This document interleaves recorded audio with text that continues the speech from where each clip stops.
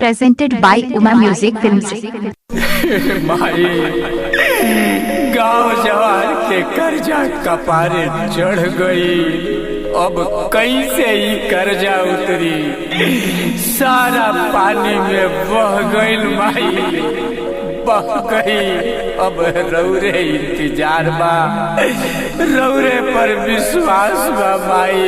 कर्जा कैसे उतरी, बाल बच्चा कैसे जी, हमार परिवार कैसे जी माई, कैसे जी।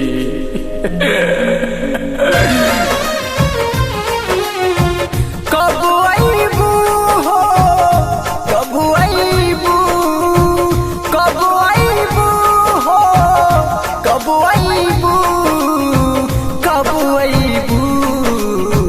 दह गई गौआ जवार माई हो, कब आईबू। जो हतानी रहिया तोहार हे माई हो, कब आईबू। माई सपना में भी ना सोचले रहनी कि कबो ऐसा दुर्गति हुई, लेकिन कोरोना के कहर बाढ़ के पानी बर्बाद कर देलस माई, बर्बाद कर देलस, बर्बाद कर देलस। खाए के ना खाना बाटे, रहे के ना घर बा, ऊपर से कोरोना के आई कहर बा। ए माई हाँ, खाए के ना खाना बाटे, रहे के ना घर बा, ऊपर से कोरोना के आई कहर बा, ऊपर से कोरोना के आई कहर बा। ढह गई,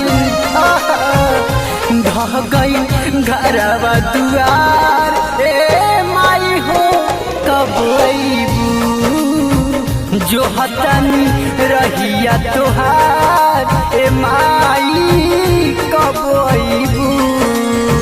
हे माई, बाढ़ के पानी में सब बह गई, सारा धान डूब गई, खाए के कुछ नहीं के, बाल बच्चा सब बिखरल बा, रोता रौरा इंतजार में, रौरा कब आए माई, रौरा कब आए। सहले सहात नइखे ऐसन विपतिया, खैला बिना मिले खेले बेटा और बेटिया। ए माई हाँ, हाँ, सहले सहात नइखे ऐसन विपतिया, खैला बिना मिले खेले बेटा और बेटिया, खैला बिना मिले खेले बेटा और बेटिया। सुन ले तू ए माई, सुन ले तू बेटा के पुकार ए माई हो, कब आईबू।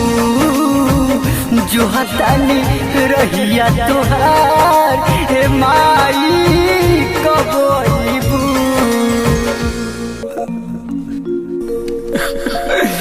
हे माई, अब ये दुख सहात नहीं के, हई बाल बच्चा के दुख देख के, हई गांव जवार के तबाही देख के, अब सहात नहीं के माई, अब सहात नहीं के।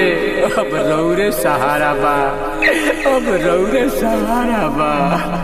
कर्जा लेके खेत रोपल दहबाइल धान हो, अनिल जहरीला रोवे लालू नादान हो।